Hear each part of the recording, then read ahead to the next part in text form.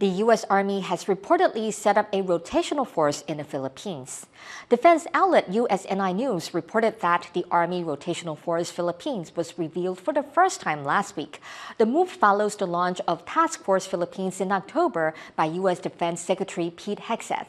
The increased coordination between Washington and Manila comes in response to China's actions in the South China Sea and growing concerns of a potential Taiwan Strait incident. To learn more, our reporter Alan Liu spoke with Professor Renato de Castro of De La Salle University to discuss what this means for security in the region. Reports show the U.S. has formed an Army rotational force in the Philippines. What do you think is the strategic significance of this in terms of the Philippines-U.S. cooperation?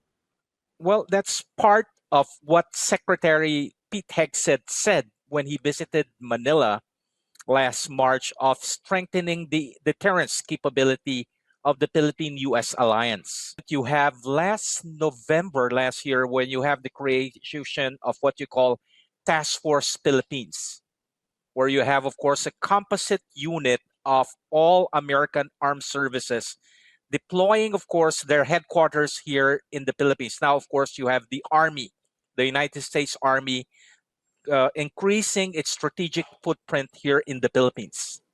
Recently, we've seen the U.S. has adjusted its military posture across the Indo-Pacific region to better counter growing military threats from China. And that includes adjusting forces in both South Korea and the Philippines. What do you think is the broader goal behind all these changes?